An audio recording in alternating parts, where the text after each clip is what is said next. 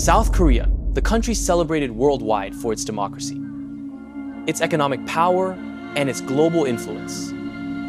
A place people point to as a model of freedom. But right now, something is shifting. Pastors are being investigated. Churches are being raided. And every move, every call, every prayer is being monitored. What once sounded impossible in a free nation is now happening in real time, and almost no one is talking about it. So let's back it up. Let's talk about what nobody wants to touch. In June 2025, South Korea got a new president, Lee Jae-myung, progressive, ambitious, and he came to power in the most turbulent way imaginable. His predecessor's conservative President Yoon Suk-yeol was impeached after briefly declaring martial law in December 2024.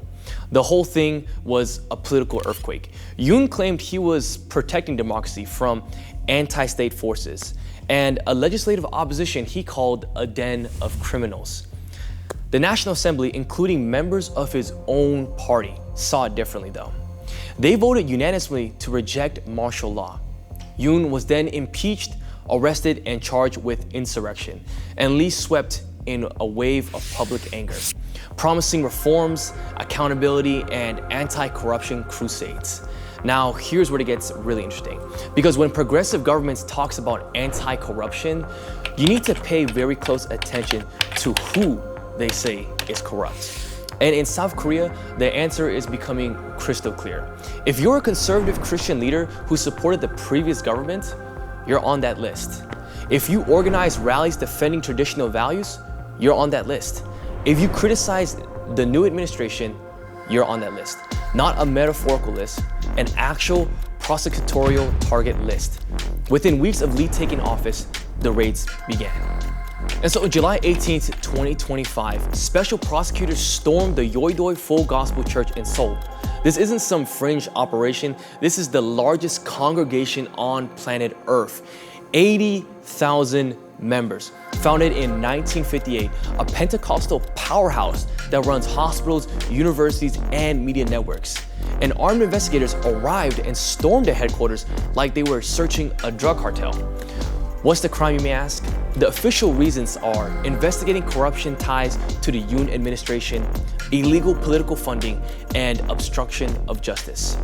These vague accusations are what the prosecutors justified themselves with to storm the Yoido Full Gospel Church. And here's the thing. This raid happened the same day they raided a US military base. The same day. And you know who noticed? President Donald Trump. President Donald Trump publicly questioned whether South Korea was becoming unstable. And the response was from the persecutors was, this is normal. This is the law. Normal. Raiding the church is now normal. Let that sink in for a second. Now, you might be thinking, okay, if there's corruption, shouldn't we investigate? Absolutely.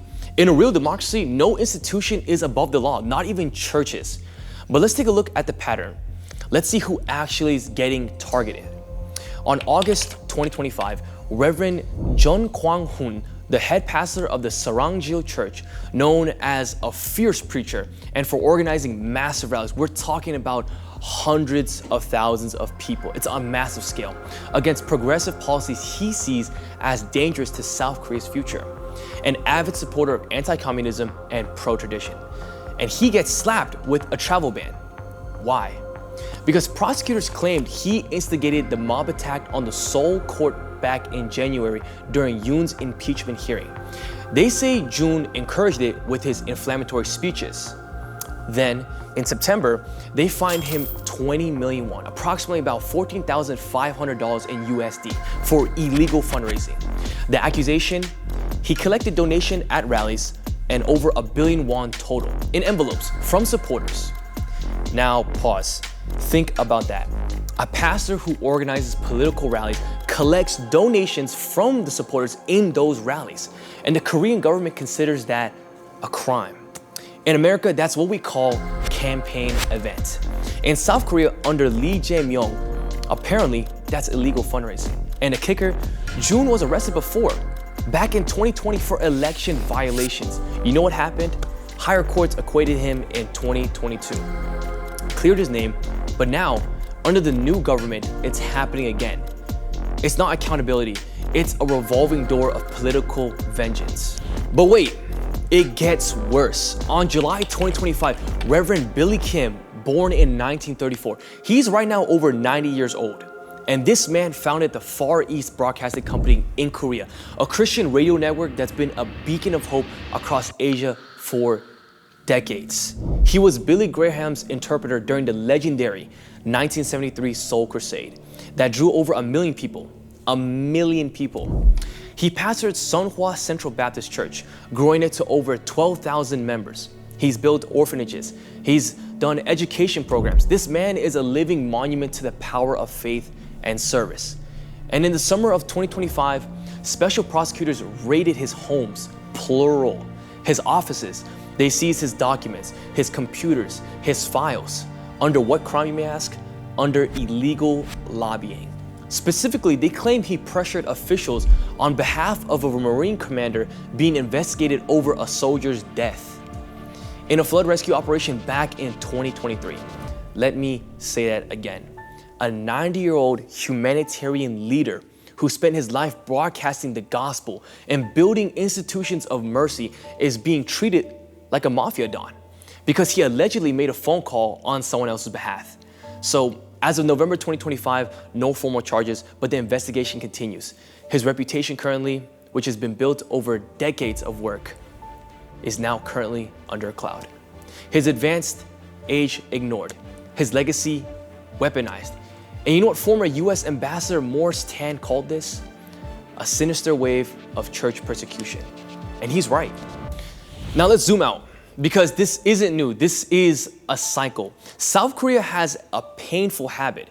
Every time power comes and changes, from conservative to progressive or progressive to conservative, the new government goes after the old government's allies. It's political vengeance dressed up as justice. And religious leaders, because they have influence, because they mobilize voters, because they speak truth to power, become prime targets.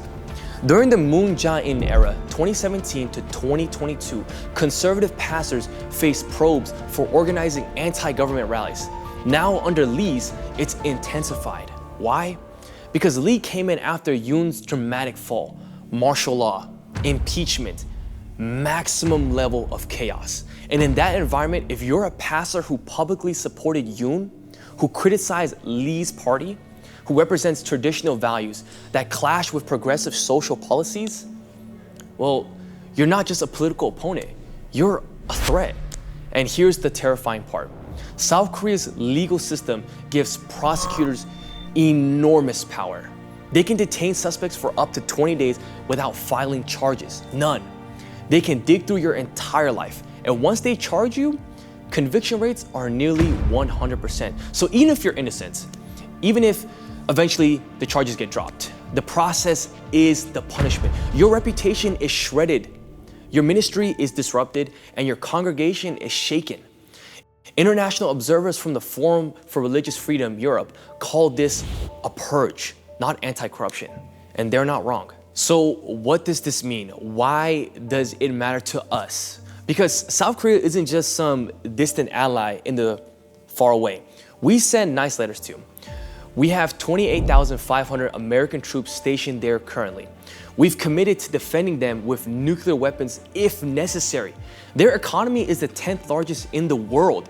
They have Samsung, Hyundai, LG, companies that power the global tech ecosystem.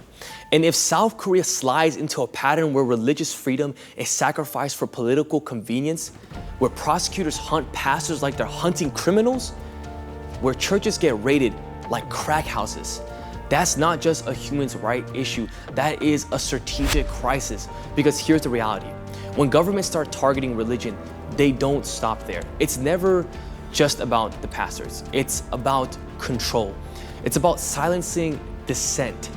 It's about making sure no institution, the church, the press, civil society can challenge the state. And you know who's watching this? Beijing. They're watching South Korea, supposedly a beacon of democracy in East Asia, crack down on Christians, and they're taking notes. Because if Seoul can get away with raiding megachurches and investigating 90-year-old Baptist icons, what's to stop Beijing from intensifying their own crackdowns? This isn't right now currently about South Korea. This is about whether the free world still believes in freedom. Here's where we are. President Lee Jae-myung's government says this is all about the rule of law, anti-corruption, accountability, and sure, if there is real corruption, prosecute it. There is no argument to that. But when the pattern is clear, when every target is a conservative Christian leader, when raids happen on sacred spaces without proportionality, when elder humanitarian icons are treated like mob bosses, you can't get to hide behind the rule of law anymore. Because the rule of law requires impartiality. It requires evidence, not political grudges. It requires respect for fundamental freedoms, including the freedom to worship, to preach, and to organize. And yes, to criticize the government. And right now, South Korea is failing that very test. So what do? First, we pay attention. We don't let this story disappear. Second, we demand accountability, not from the pastors, but from the prosecutors who authorized these raids. What evidence justified them? What safeguards protect religious liberty? Third, we remind our own government that alliances aren't just about military bases and trade deals. They're about shared values. And if South Korea is abandoning those values, there needs to be consequences. Because if we stay silent while churches get raided in Seoul, don't be surprised when it happens somewhere closer to home. Democracy doesn't die with a bang.